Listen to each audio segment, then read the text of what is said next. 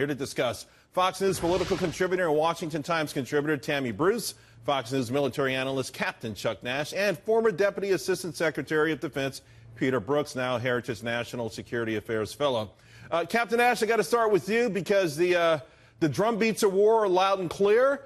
President Trump, though, didn't mince any words yesterday. He was not afraid to call out our enemies and also talk about action.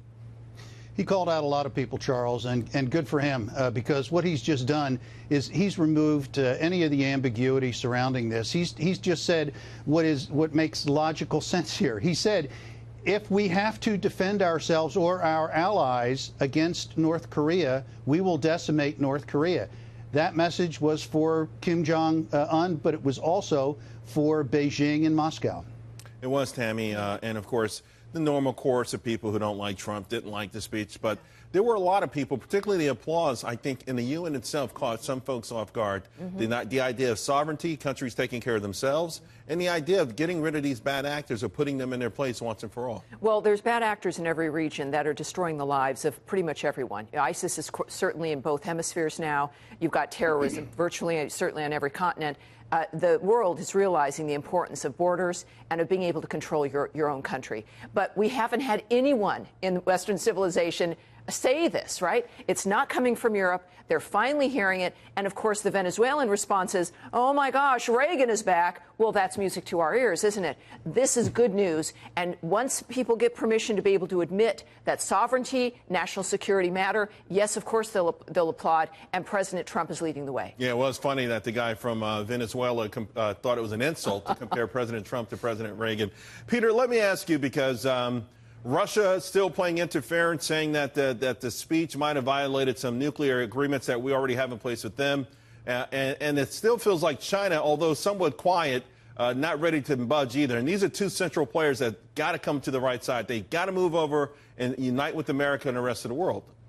Well, yeah, Vladimir Putin, the president of Russia, nor President Xi were at the UN General Assembly this week. So it was interesting, that fact. I think they had some things going on. The Chinese have a Communist Party plenum coming up. So I think President Xi felt he needed to be there. But they're critically important. They're major powers out there. They have influence in places like Iran and North Korea. Of course, North Korea, China borders it. So does Russia. And, of course, with Iran, China is a major power, buys much of their oil, and Russia has a long-standing relationship there. So if we're going to have any effect, you're going to have them to play a role. The sanctions are great, but the fact is implementation is critically important. These countries know how to smuggle. They know how to set up shell companies, front companies. So there's always significant challenges. But having these major powers behind us, and of course their interests don't necessarily align with ours in both of these places, is critically important. Sure, I think we just intercepted some Russian ships that were smuggling oil into North Korea. But speaking of acting, Captain Nash, General Mattis has been pretty vocal lately. And, of course, he's always level-headed. It seems he'd rather go the diplomatic route. But he also says something very interesting about the $700 billion that we're passing to spend on defense, that it's not enough. And that if America does not step up, remove these military spending caps, that we are doomed as a nation. Is that hyperbolic, or do you think there's some real truth to that? No, I think what we have to do is take stock and see what needs to be fixed up after the Obama years. We've been kind of running on empty for a while, and where it's really impacted us is in the manpower, where ships are sailing without all the people that they need, so you've got people working longer and longer hours. The accident rate in the military right now is significantly higher than I can remember when I was on active duty. We were in a downtrend for a very long period of time where we weren't having as many accidents. Now the safety record is really being challenged, and I think a lot of it has to do with the fact that people are they're being overworked and they're really tired. All right, Tammy, diplomatic solution. Rex Tillerson's working it hard. It sounds like Nikki Haley all but gave up on it this week, saying that the UN Security Council has done all it can do. Yeah. If you were to see with the cameras during President Trump's speech and they would go to Ambassador Haley, if she was a flight attendant, when there's turbulence, you look to the flight attendants to know if you should worry. I was getting ready to be in the crash position because the look on her face said it all. None of these people should be playing poker. That was serious. It was the end result. It was at the end game. So we've got to. It's clear. Sanctions, diplomacy. It's been 25 years. It's not only it's not stopped Iran. It certainly hasn't stopped North Korea.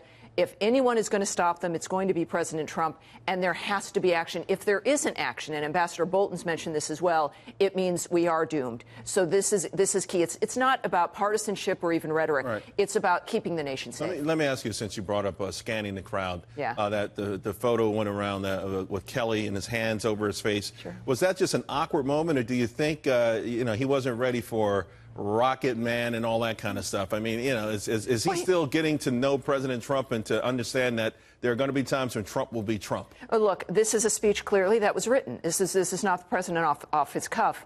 So everyone sitting in that room with the United States, including Secretary Tillerson and Kelly and Haley and everyone else, knew what was going to be said. So there's no reason to react that way. I think with photographs, as we know, one split second of moving your hand or moving your face is there forever. It's like Muhammad Ali standing over the fellow he beat. It seems like forever, but it was like a split second that was in motion.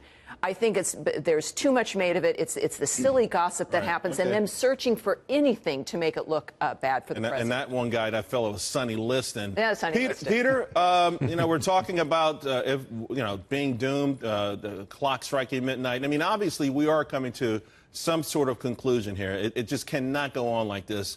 North Korea cannot continue to launch missiles over Japan, get the capability of extending those missiles further and further, having them be able to carry nuclear payloads. They can't keep exploding these nuclear bombs that are certainly effective. So from all your experience and everything that you know about the military, diplomacy, war, where do you see the end game?